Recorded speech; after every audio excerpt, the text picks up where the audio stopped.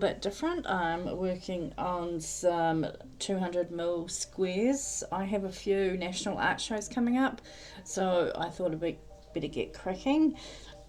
These little ones that I'm working on here were pieces from last year, I think it was, but they didn't seem to move, and I think that was because comparing them to my big 1000mm ocean pieces, there's just no definition.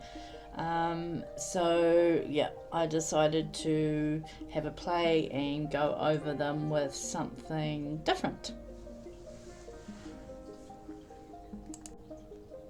So I've sanded the resin back on the square just lightly, nothing too much, and I'm just gave it a coat of just an ordinary house paint that was white, and I put a little bit of floaterall in it just to help it move around the canvas, and so the pigment stayed together, because there was also a little bit of water in there.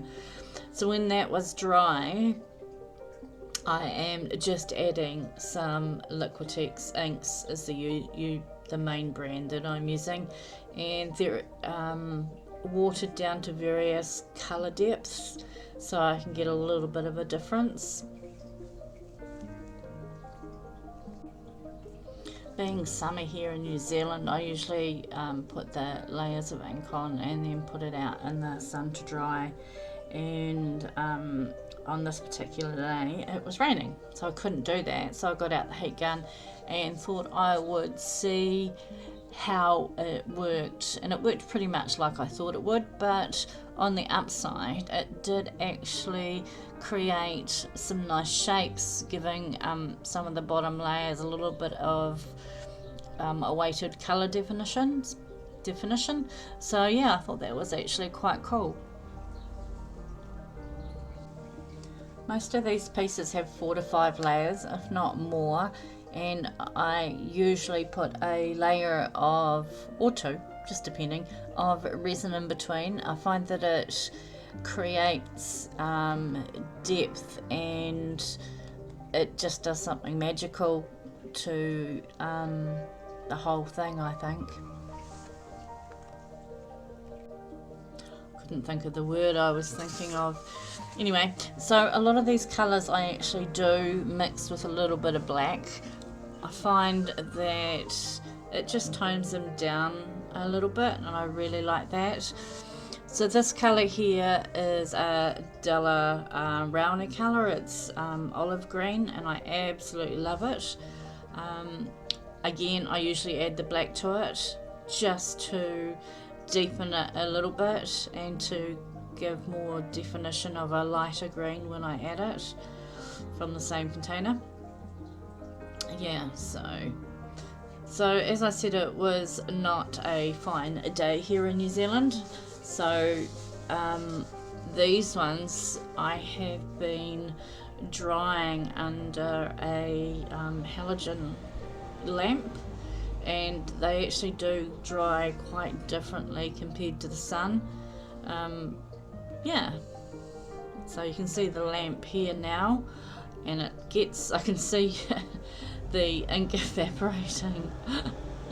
I'm lucky I didn't burn the house down. Nah, it wasn't quite that bad, but yeah, I could see the steam rising off and just leaving the pigment on the board. So with this blue one, I really loved it, and then I took it a step too far, which was a real shame, but it is what it is, and it happened. I was trying to cover up something, and I should have known better. I should have just left it, but anyway, them's the breaks. One day I might learn, but anyway, so I do manage to pull it back, but I do lose some of the beautiful layers that are underneath, so but that's alright. This is a new medium for me, so I guess it's a learning curve as well. I think what I was initially trying to cover up was a finger mark, and along that way I decided to add a little bit of contrast, being orange. I love orange, and it just went from bad to worse. So in the end, you'll see a little bit later on, I pretty much ended up going on the diagonal from the white blob and adding a complete new layer to cover the little orange bits. Yeah, disappointing, but never mind. Here I'm working on the blue one and the green one, which I'm just adding some yellow to, or I've added some yellow to. I might have cut that out of the video by the look of it. Anyway, and in this next little bit, I'm just adding a little bit of black to define a line, because that's what I felt like doing. And I think this is a bit where I also add a few drops of ink along the line as well. It's quite helpful watching yourself work. I can quite clearly see where my decision making is leaves somewhat to be desired with my tattooing with that blue one. Still working under the halogen lamp. I'm just adding another little bit of yellow over the dots. Back to the blue one now. You can it's hardly recognisable, but it is actually the same one. I have just gone over that diagonal with some white and then some blue and then a little bit of white, just to cover up my faux pas and hopefully pull it back to something new. I still do like it. I just kind of feel like it's lost the definition that I really loved. So then I decided I was going to prep up some new boards and try and recreate the blue one. Should never do that. It never works out right. Sometimes I really question myself. Anyway, so this is an old recycled board that I'm using. I have peeled the resin that was on the top off, so it's left quite a textured finish. So on this one, I'm actually going to go in with some filler. You can see the texture now, how it looks really rough. So I'm just going in with some wall filler to smooth it over and create a different kind of texture. Yeah, so I left this one to dry for a good day before I started adding anything else to it. You'll see here I'm putting something else back into the filler container. It's just a lid, an old lid of something, plastic one, that I've got a damp rag.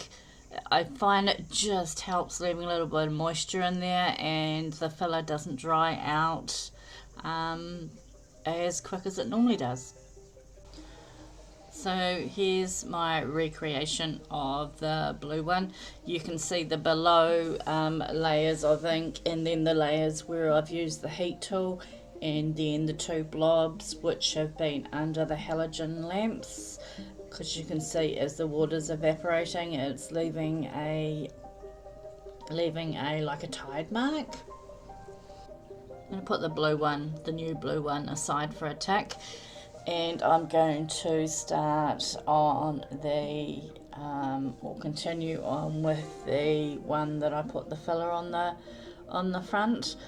I have since painted it white, and I'm just going in with a thin layer of black paint and or ink, and I'm just going to let this dry.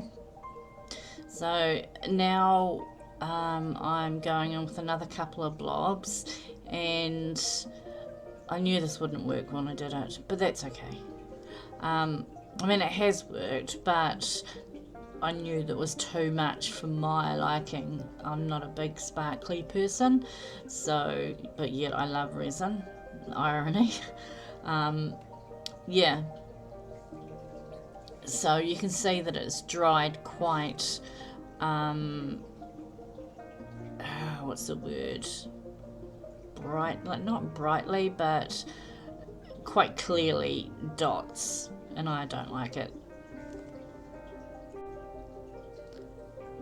So with a little bit of rubbing and a few more rubbings in of ink, I kind of just go with it and have just play essentially and see what's going to happen. So as you can see, it's come out looking like concrete. I did actually put a little bit of white in with the black that was there, and it's turned it a beautiful grey colour. The copper is actually showing through just really subtly, and it's really nice. So my next job is to start resining all these pieces, so I can let that dry and then go in once it's dry and start building up more layers. I've got an idea of what I'm doing to a couple of them, but the others I will just wait and see. So I'm just using a 2-part resin, equal parts, I think it's art resin. Yeah, so I'm not going to go in perfectly and do a perfect layer on these. I'm not really too worried if it doesn't go out to the edges and that kind of thing.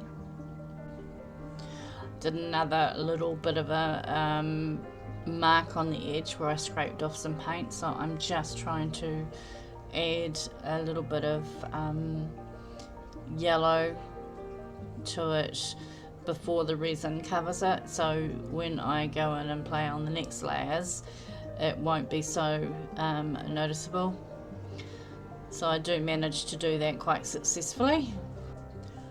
A couple of these pieces have are already set in their boxes, so I've just taped up the edges. Here's the yellow one, my little dots.